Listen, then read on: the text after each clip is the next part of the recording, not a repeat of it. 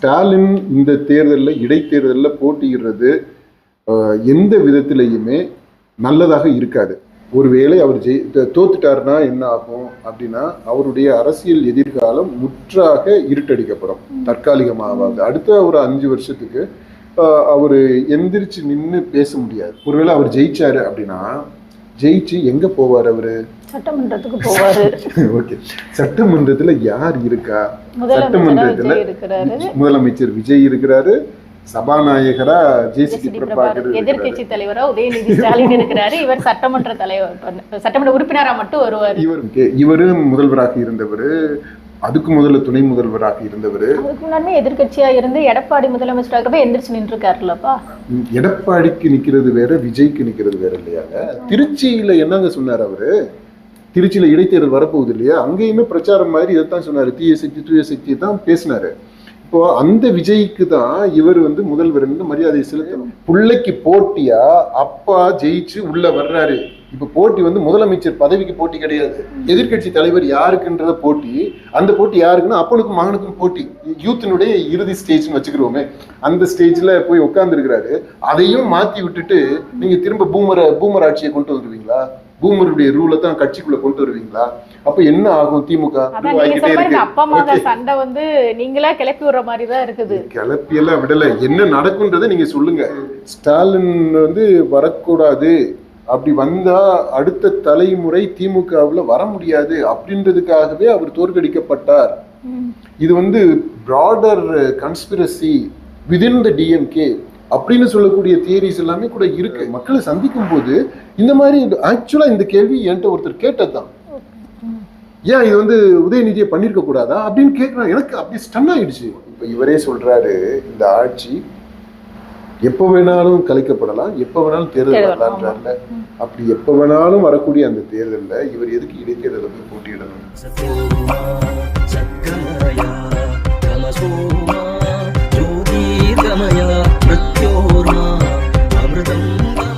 இடைத்தேர்தலுங்கிற வரப்போகுதுலப்பா.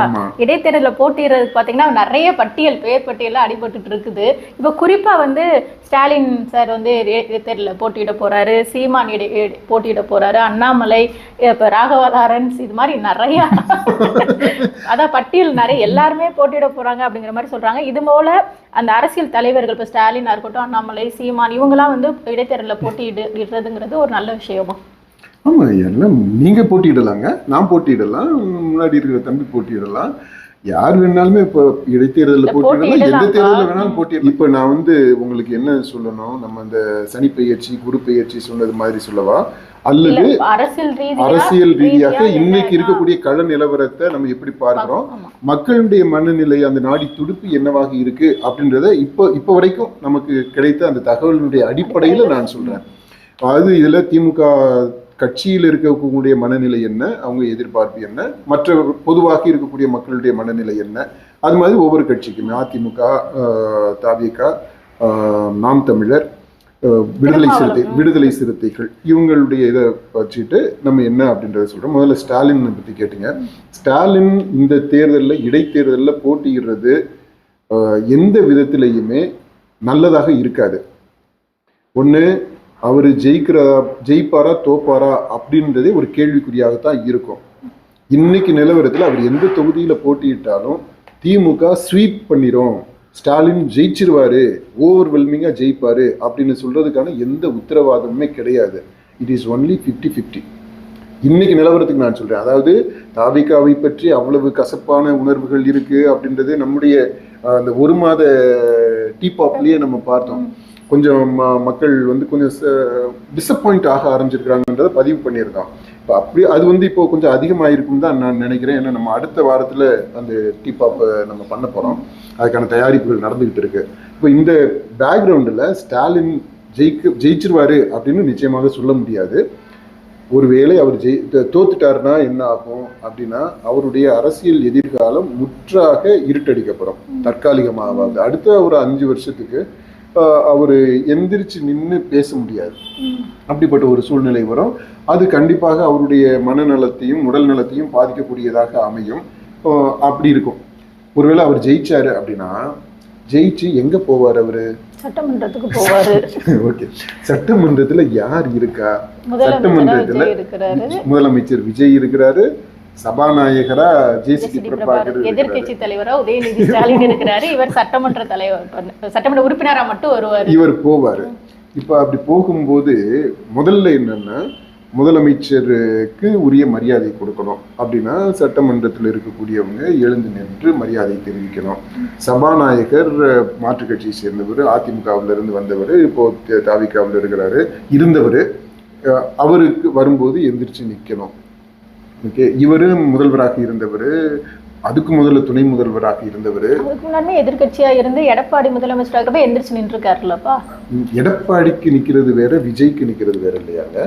முதலமைச்சர் தானே? இல்ல அதுதான் சொல்றேன் நான். இந்த முதலமைச்சர் யாரு அப்படின்னா, எடப்பாடி எப்பவும் ஸ்டாலின் நேரடியா பார்த்து ஸ்டாலின் ஒரு தீய சக்தி, ஸ்டாலின் வேணுமா எடப்பாடி வேணுமா அப்படின்னு எந்த பிரச்சாரத்திலையும் பேசினது கிடையாது. இண்டிவிஜுவலா பர்சனலா அவர் அட்டாக் பண்ணல, பார்ட்டி ரீதியாக பேசியிருப்பாரு, கொள்கை ரீதியாக அவர் பேசியிருப்பாரு. உதயநிதியை கூட விமர்சனம் பண்ணியிருக்கிறாரு எடப்பாடி பழனிசாமி, ஸ்டாலினை விமர்சனம் பண்ணது. இப்போ இவர் விஜய் நேரடியாகவே ஸ்டாலின் வேணுமா, அதாவது இந்த மாதிரி குடும்ப ஆட்சியை நடத்தக்கூடிய மக்கள் விரோத ஆட்சி நடத்துற ஸ்டாலின் வேணுமா, உங்களுடைய வீட்டு பிள்ளை நான் விஜய் வேணுமா, அப்படிதான் பண்ணாரு. தீய சக்தி தூய சக்தி அப்படிதான் கேம்பெயின் பிரச்சாரமே பண்ணாரு. ஜெயிச்ச பிற்பாடுமே அதை சொன்னாருங்க. திருச்சியில என்னங்க சொன்னாரு அவரு? திருச்சியில இடைத்தேர்தல் வரப்போகுது இல்லையா, அங்கேயுமே பிரச்சாரம் மாதிரி இதைத்தான் சொன்னாரு, தீய சக்தி தூய சக்தியை தான் பேசினாரு. இப்போ அந்த விஜய்க்கு தான் இவர் முதல்வர் மரியாதையை செலுத்தணும். இது ஒரு பக்கம் இருக்கு, இது ஒரு கௌரவ பிரச்சனை எடுத்து இங்க விட்டுருங்க. ஆனா அதை விட குடும்பத்துல பிரச்சனை வருங்க. கண்டிப்பா சொல்றேன், திமுக தலைவருடைய ஸ்டாலின் குடும்பத்துல பிரச்சனை வரும். என்ன பிரச்சனை வரும் அப்படின்னா, இவர் சட்டமன்றத்துக்குள்ள போயிட்டாருன்னா எதிர்கட்சி தலைவரா யார் இருப்பா? இவர் கொடுப்பாங்க ஸ்டாலின். இப்போதைக்கு உதயநிதி ஸ்டாலின் இருக்காரு, அடுத்து ஸ்டாலின் ஜெயிச்சு உள்ள போனாருன்னா யாரு? அவர்தான் எதிர்கட்சி தலைவரா இருக்கும். ஸ்டாலினுக்கு நீங்க எதிர்கட்சி தலைவரா கொடுத்தீங்க அப்படின்னா, இப்போ எதிர்கட்சி தலைவரா இருக்கக்கூடிய உதயநிதி என்ன பண்ணுவாரு? அவர் என்ன பண்ணுவீங்க? அவர் சட்டமன்ற உறுப்பினர் இருக்குல்ல, வேற ஏதாச்சும் கொறடா அந்த மாதிரி எங்க நீங்க கொறடா கிரடா என்ன பண்ணாலும் சரி, ஆனா குடும்பத்துல பெரிய குழப்பம் வரும். அவங்க குடும்பத்தை பத்தி உங்களுக்கு தெரியுமா தெரியாதா? தெரியுமா? தெரிஞ்சுட்டு அப்புறம் எப்படி நீங்க இத கருணாநிதி இருக்கிறப்போ ஸ்டாலின் முதலமைச்சரா இருந்தாரா? அது வேற பிரச்சனை. இல்லைங்க, சிச்சுவேஷன் வேற, கான்டெக்ஸ்ட் வேற ஆயிடுச்சு. இப்போ இவரு எதிர்கட்சி தலைவராக இருக்கிறாரு, புள்ள இருக்கிறாரு, புள்ளைக்கு போட்டியா அப்பா ஜெயிச்சு உள்ள வர்றாரு. இப்ப போட்டி முதலமைச்சர் பதவிக்கு போட்டி கிடையாது, எதிர்கட்சி தலைவர் யாருக்குன்றத போட்டி. அந்த போட்டி யாருக்குன்னா அப்பனுக்கும் மகனுக்கும் போட்டி.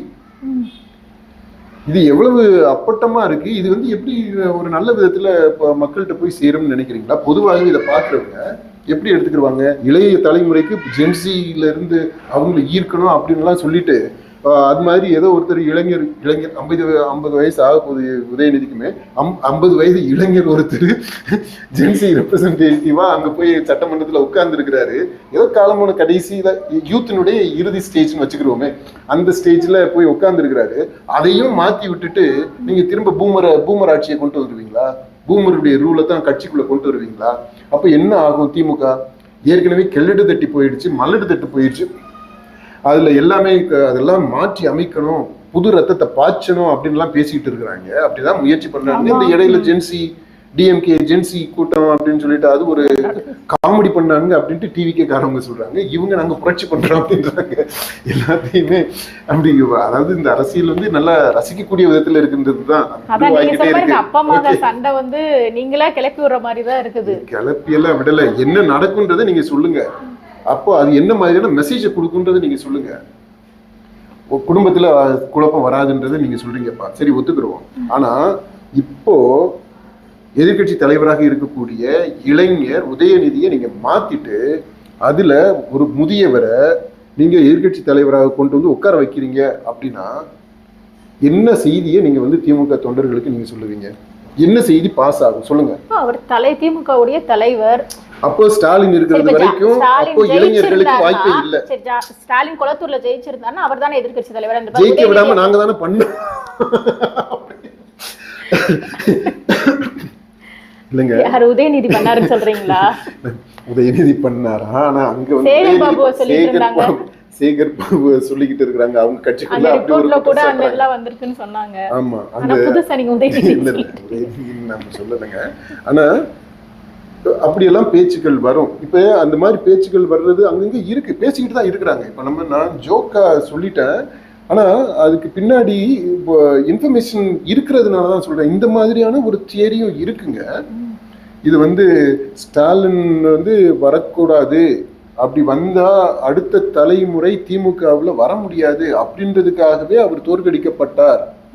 இது வந்து பிராடர் கன்ஸ்பிரசி விதின் த டிஎம்கே அப்படின்னு சொல்லக்கூடிய தியரிஸ் எல்லாமே கூட இருக்கு.